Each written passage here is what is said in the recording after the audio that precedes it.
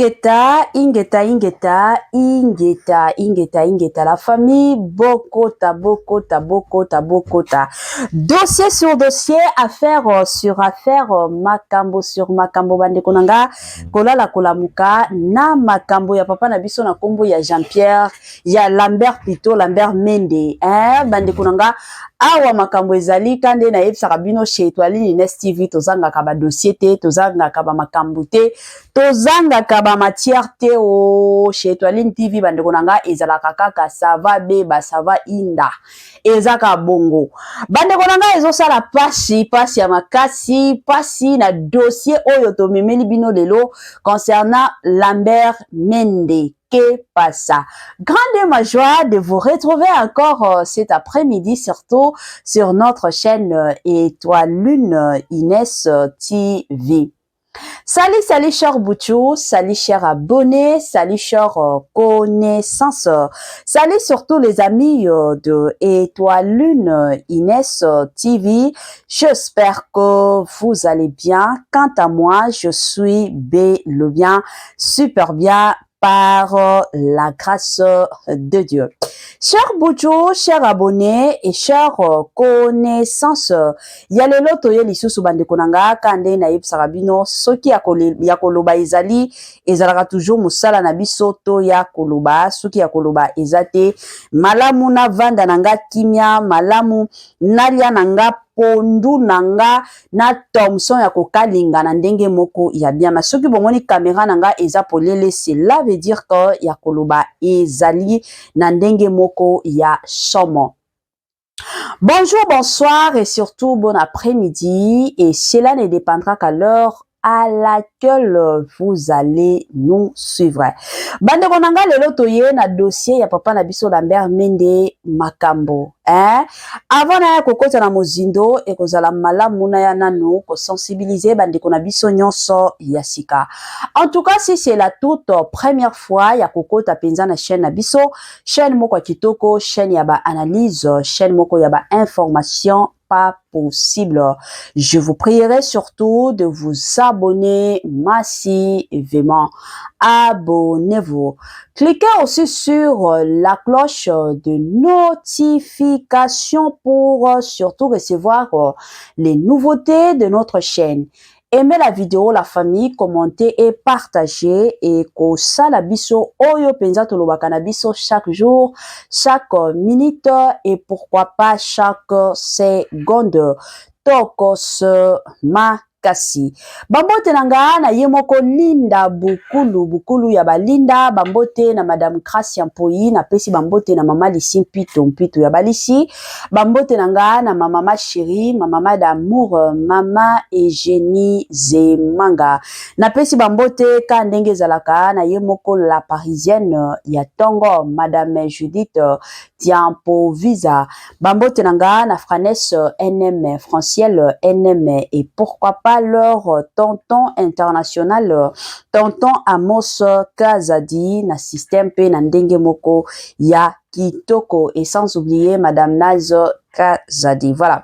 La famille tolandana no sport yo na zozonga sima pona koya ko continuer émission na biso kaka ndenge et sengeli. Année ya sika, solo ya sika, agrandissement des troisième jambe, qui mobile et salakate, pe ezamukie, mama azo sepelate na mbetu, na gavke, e lamuki, feti e zongi, ba mama e, on a ba problème ya mabota, myome, fibro, trompe, kiss, règle abondante, ménopause, ata, okomi na 65 ans, mama, okobota mwana, yoka bien, dépression, maladie mentale, autisme, ata mwana alobakate, mokulu makasi, tope alalakate, tozali na solution, na gavke, bona loposo, totikali simate, vergete, babengi nduta, bouton, tache, 5 jours ya bamba, hoteli lokola lilala, teint uniforme, tozali na gamme complète, ya copacola, ya injection, ya comprimé, ya suppositoire, esengo ezali, mama, olingi ovindisa dolo pesima, sans opération, benga biso na lombango, papa, mama, yo oyo otungisama mina maladie, hémorroïde, interne, dopé, externe, yoka, na 2 jours ya bamba, omoni changement ya solo,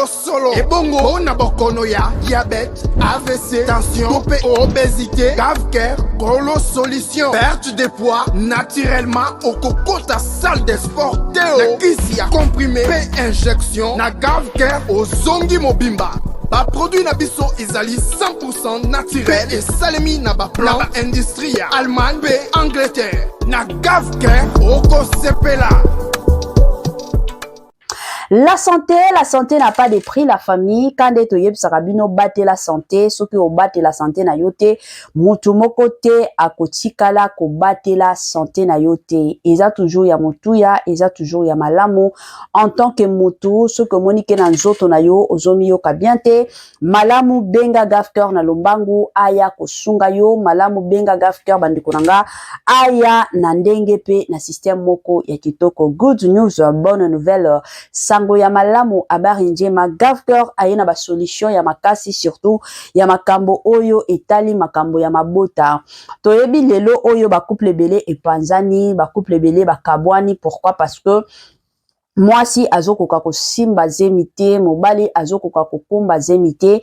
Alors ekomi mwa matata na ba couple ebele ya biso basi nde tozalaka okomi ko souffrir na makambo wana.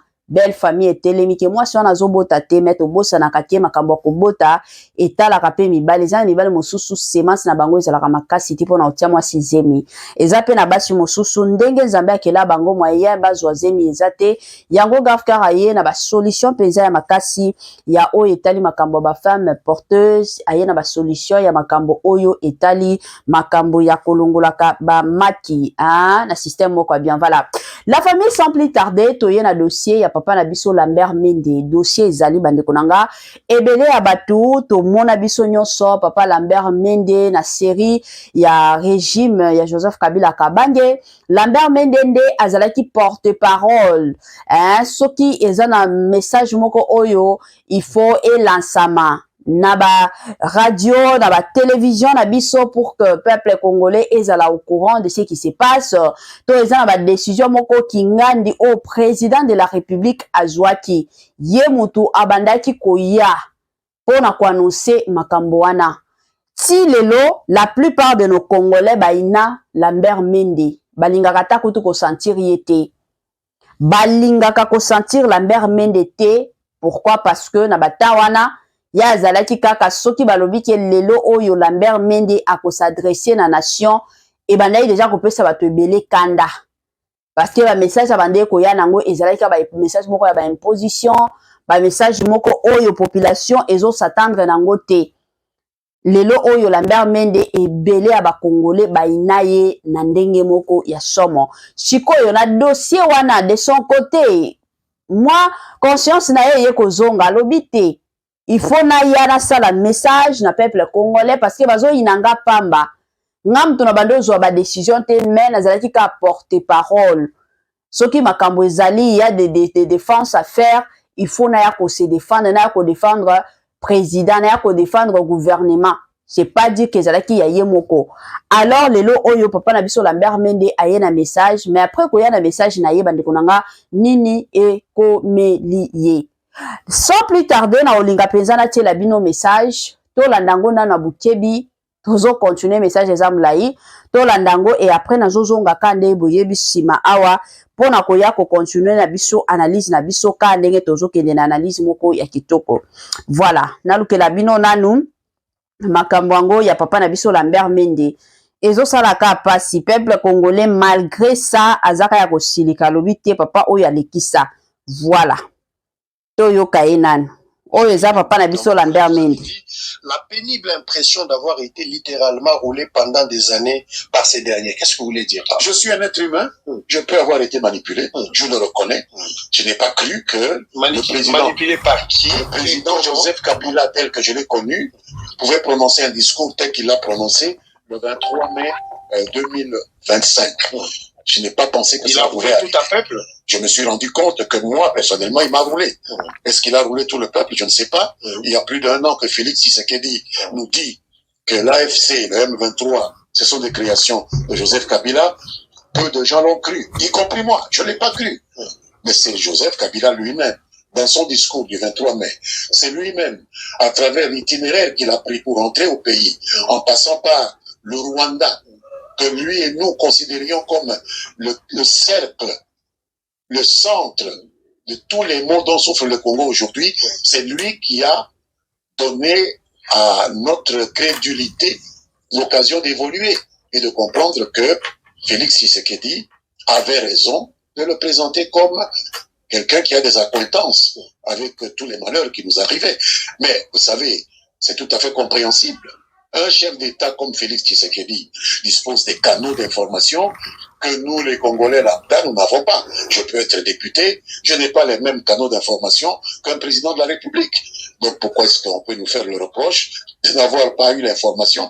Lui, il a des gens qui sont payés. Et aujourd'hui, vous allez être convaincu. Au jour le jour. Aujourd'hui, vous allez être convaincu. C'est Joseph Kabila qui nous a convaincus par ses propos et par son comportement. Qu'est-ce que vous attendez des Kabila?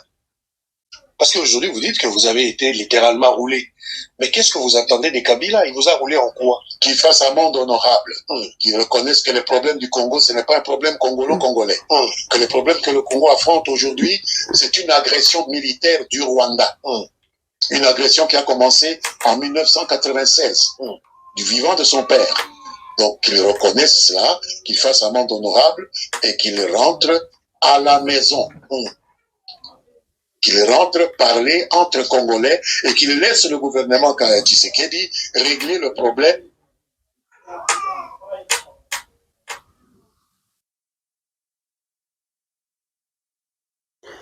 Voilà, moi, complication, voilà. Toujours, il est Nous avons été manipulés. Tout comme tous les Congolais ont été manipulés pendant 32 ans. Parce que vous l'avez repris vous l'avez repris, je vais lire dans votre lettre, vous avez dit la pénible impression d'avoir été littéralement roulé pendant des années par ces derniers. Qu'est-ce que vous voulez dire? Je suis un être humain, je peux avoir été manipulé, je le reconnais. Je n'ai pas cru que le président, manipulé par qui? Le président Joseph Kabila, tel que je l'ai connu, pouvait prononcer un discours tel qu'il l'a prononcé le 23 mai 2025. Je n'ai pas pensé que ça pouvait arriver. Tout un peuple. Je me suis rendu compte que moi, personnellement, il m'a roulé.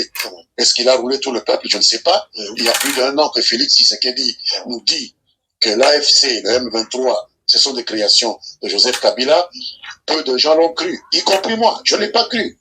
Mais c'est Joseph Kabila lui-même, dans son discours du 23 mai, c'est lui-même, à travers l'itinéraire qu'il a pris pour entrer au pays, en passant par le Rwanda, que lui et nous considérions comme le cercle, le centre de tous les maux dont souffre le Congo aujourd'hui, c'est lui qui a donné à notre crédulité l'occasion d'évoluer et de comprendre que Félix Tshisekedi avait raison de le présenter comme quelqu'un qui a des acquaintances avec tous les malheurs qui nous arrivaient. Mais vous savez, c'est tout à fait compréhensible. Un chef d'État comme Félix Tshisekedi dispose des canaux d'information que nous, les Congolais lambda, nous n'avons pas. Je peux être député, je n'ai pas les mêmes canaux d'information qu'un président de la République. Donc pourquoi est-ce qu'on peut nous faire le reproche de n'avoir pas eu l'information? Lui, il a des gens qui sont payés. Et aujourd'hui, vous allez être convaincu. Au jour le jour. Aujourd'hui, vous allez être convaincu. C'est Joseph Kabila qui nous a convaincus par ses propos et par son comportement. Qu'est-ce que vous attendez des Kabila? Parce qu'aujourd'hui, vous dites que vous avez été littéralement roulé. Mais qu'est-ce que vous attendez des Kabila? Il vous a roulé en quoi? Qu'il fasse un monde honorable. Qu'il reconnaisse que les problèmes du Congo, ce n'est pas un problème congolo-congolais. Que les problèmes que le Congo affronte aujourd'hui, c'est une agression militaire du Rwanda. Une agression qui a commencé en 1996, du vivant de son père. Donc qu'il reconnaisse cela, qu'il fasse un monde honorable et qu'il rentre à la maison. Qu'il rentre parler entre Congolais et qu'il laisse le gouvernement Tshisekedi régler le problème. Voilà. De retour, la famille na bandi ebele ya batu. Touti kolanda mwa ba propos ya papa na biso Lambert Mende. Kane na utaki koyebisa bino ke non, papa na biso Lambert Mende azalaki porter parole. Donc nyonso oyo bobandaki komona papa Lambert Mende koya kosilika bakati internet soki mwa babuzo beza sur les réseaux sociaux mona diko ka boye baye bakati connexion internet ezali lisusu te. Papa na biso Lambert Mende nde azalaki wana soki makambo ezali oyo Joseph Kabila Kabange akoki jamais koya ko annoncer te sur nos télévisions, nos radios au mona papa na biso Lambert Mende yende akoya koloba ebele batu baina ye Lelo oyo papa na biso aye koloba ke non, il a aussi été manipulé par Joseph Kabila Kabange. Pourquoi aye koloba bongo? Oyo esali ke papa na biso Lambert Mende lelo oyo aya kosilika aloba ke non, Joseph Kabila Kabange abane ko manipuler ye. Eza que tango ayaki kolanda discours ya Joseph Kabila Kabange, et puis tango amonaki ndenge Joseph Kabila Kabange akotaki na Goma.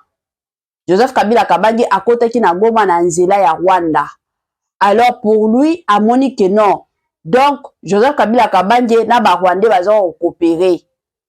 Pour lui, amoni que Joseph Kabila Kabange na c'est qui encore le président de la Rwanda, et c'est qui encore son nom, Paul Kagame. Hein? Donc bango mibale basololaka. Bazakaka. Alors, eye penza kopesa ba confirmation ya makasi que non, bango bazo kopéraka, bango bazo sololaka. Cela veut dire que Joseph Kabila Kabange ti bazo bomaka batu na Goma, ayebi il était aussi conscient. Ya koyeba ke non bazo bomaka bandeko na biso na Goma. Yango ye lelo oyo aye penza koloba ke non, Joseph Kabila Kabange abandaki ko manipuler ye pe. Bon, la famille quand boyebi ngana lingaka toujours kozala au milieu du village. Na lingaka kokende de gauche à droite te. Mais na lingaka toujours kozala au milieu du village. Toko manana makambo ya Joseph Kabila Kabange. Joseph Kabila Kabange kokota na nzela ya Rwanda. Eza motuna, eza makambo oyo Congolais nyonso elekela ye. Pourquoi? Parce que toyebi ke bandeko na biso ebele o baza na Goma bakufa. Batu bazalaki à la base ya koboma bandeko na biso, ce sont les Rwandais. Ba Rwandais wana basangani bango na ba M23, do basangani na ba Congolais ne basala ba ki M23 wana, parce que na ki M23 wana ce ne sont pas seulement les Rwandais, il y a aussi des Congolais. Ba Congolais baza kuna na kati. Ba Congolais baza kutu ya mikete. Pourquoi? Parce que mouvement wana déjà bapesa ka bango bambongo ebele. Bino moko boyebi déjà Congolais na place mbongo ezali. Arondima na ye ate ka bandeko na ye. Pona mosolo. Ça c'est un Congolais. Alors soki tokoti pe na mouvement ya Corneille Nanga. Kuna pe bandeko nanga eza ya kobeba, kuna pe eza ya koinda. De son côté, il y a aussi des Congolais, il y a aussi des Rwandais. Eza bongo. Siko komona na nzela oyo Joseph Kabila Kabange akotaki na nzela ya Rwanda. Ka ndenge boyebi bato ebele, bazo mituna biso tozo kufa bandeko na biso bazo kufa na Goma.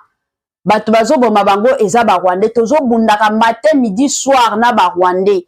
Mais comment ça fait-il que Joseph Kabila Kabange aboyi kokota na nzela ya njili ndima penza atende kokota na nzela ya ba ennemi na biso? Cela veut dire que bazo travailler ensemble.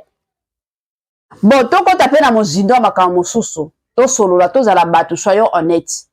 Biso a to sala ka ba émission. Déjà kaka tango toyokaki ke Joseph Kabila Kabange azalaki na posa azonga ekende na Goma pona kotia kimia. La famille, qu'on se le dise, tozala honnête. Déjà tout le monde a dit, moi il y a même de ces personnes qui m'ont appelé. Et ça na batu o batinde langa ba message. Justement pour me dire que maman Étoiline soki kaka Joseph Kabila Kabange a meki konyata makolo na ye na kin. Tokobomaye na makofi. Kutu masase kozala te ozala nde makofi ko beta mande tokobomaye. Eza pe na batu mosusu bandeko nanga to mona yango sur les réseaux sociaux. Kande boyebi biso tolukaka ba matière air mosusu soki dossier ezali tokotaka pe to tangaka ba commentaire ya bandeko na biso ba Congolais bazolo baka nini na ba réseaux sociaux, tokotaka na ba Facebook pona kotalaka ba commentaire, tokotaka pe na ba TikTok okendo tala ba commentaire.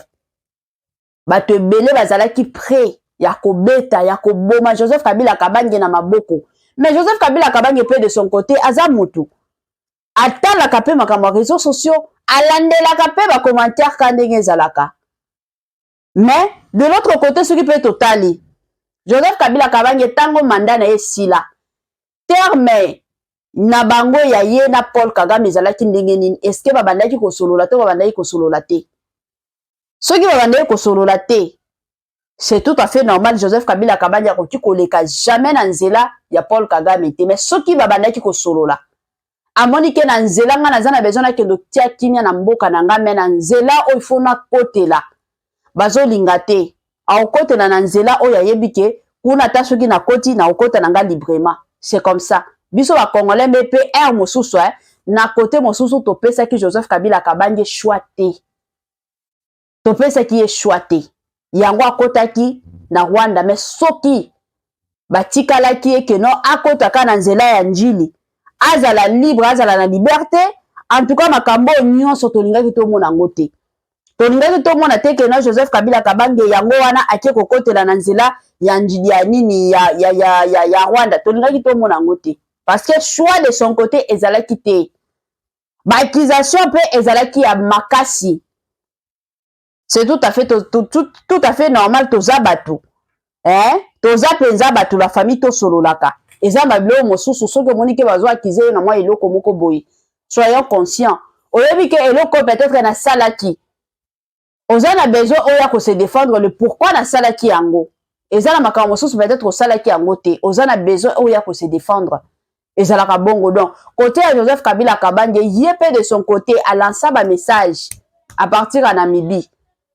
Tout le monde a biso nyonso tolanda d'ailleurs ba émission wana ezalaka na chaîne nanga na tia yango discours mobimba ya Joseph Kabila Kabange. Discours moko ya 30 minutes.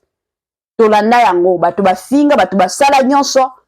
Finalement ekoloba te ba accusation eza ebele ba fundinga ngande na sala ngande na sala boy. Il y a de ces choses au na sala. Il faut na ko se défendre. Il y a aussi d'autres histoires au na tikala ko sala te. Il faut na ko se défendre. C'est comme ça. Ce que le autre kokota na makambo ya papa na biso Lambert Mende. Lambert Mende tango azaki porte-parole de Joseph Kabila Kabange. Azaki mwana mukete. Azaki mukolo. Azalaki conscient. Azalaki penza conscient. Papa mukolo na makambo politique. Azalaki nango kala. Eza makambo ya lelo te. Boyebi ke ba Congolais bazalaka ba hypocrite ya makasi. Oh lelo to komona Lambert Mende aye koloba ke non Joseph Kabila Kabange abandé ko manipuler ye, c'est faux et archi faux. Papa oya si akoli na ye, ole avanda bisika na ye. Ole avanda azelaka liwa mkola liwa na ye koya akendo pema papa oya zo linga na ye te. Wana nyonso alingi sikoyo aya koloba mabe pona Joseph Kabila Kabange pour que na miso ya papa na biso Félix Antoine Tshisekedi vu que yebi ke Félix Antoine Tshisekedi azane na motema malamu ayokelaka na ye batu yango wana yepe azo ya kotante chance na ye papa kotante chance na yo awa te osala sala na régime ya Kabila otikala koloba te ke no Kabila bandai ko manipuler yo otikala koloba ngote tomona ki Matata Mponyo na régime ya Kabila Kabange mais Matata Mponyo bando ko sala mais ezali na basere moko azaki obligé ko démissionner pona nini amona ki ke ezala ba makambo mosusu oyo fallait ekende bien mais amoni ba zigzag de son côté amoni ke au lieu na continuer na ko flatter peuple congolais malamu na se retirer nanga na vanda nanga na kwa nanga c'est comme ça mais batu o bazalaka keno a travailler na ba oyo manda esili amoni pe koto oyo pe abandi ba mbongo oyo nyonso ya ayiba parce que Lambert Mende la série ya Joseph Kabila Kabange ayiba ba mbongo azalaki na ba mbongo ebele ba mbongo lelo oyo esili parce que soki botali santé ya ye na lelo oyo na santé na ye akala tango Joseph Kabila Kabange azalaki na pouvoir eza na différence ya makasi na kongala oyo Lambert Mende bandai kongala ba veste ya malonga lelo eza lisusu te na age na ye wana ayebi ke eza na place moko te wakoki kobenga na kendo sala sikoyo pour que na gagner mbongo na kosala ndenge nini ko gagner na ye mbongo yango wana aye na kende ka ko flatter peuple congolais na lobaka ke non ndenge za boye Joseph Kabila Kabange abandai ko manipuler nga te Joseph Kabila Kabange atikala ko manipuler yo te papa na biso Lambert Mende Joseph Kabila Kabange atikala ko manipuler yo te ozalaki conscient makambo bando sala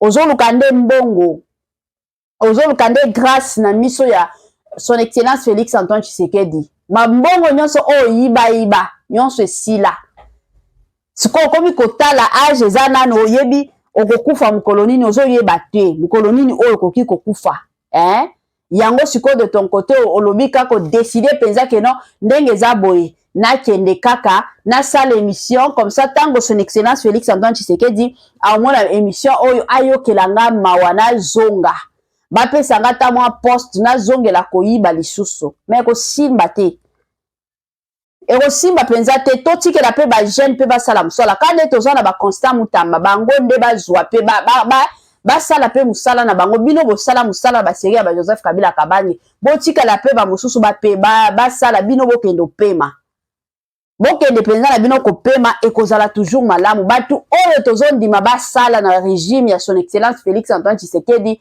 ce sont les Jean-Pierre Mbemba biso nyonso toyeba bitumba oyo babandaki kobunda na Joseph Kabila Kabange azalaki kala ba CPI azalaki na CPI bandeko nanga mbongo malonga de son côté bandeki lisusu kokota te abandeki kobunda pona Kongo na biso mais kilelo oyo ta ndenge biso nyonso toyebi bandeko nanga ebele ya batu biso nyonso tozoyeba lelo oyo aye kozonga quand même son excellence Félix Antoine Tshisekedi aye kopesa ye mwa chance ya koloba ke non il faut aya asala penza ka ndenge ezalaka musala na ye papa Lambert Mende ngonga na yo esi ekoki okosala lisusu te osi osala sala ebele na tango ya Joseph Kabila Kabange oyiba bambongo soki lelo mbongo esili batu bosusu pe balia mbongo Kongo ozalaka bino ozalaka bino nde bobandoliaka mbongo lelo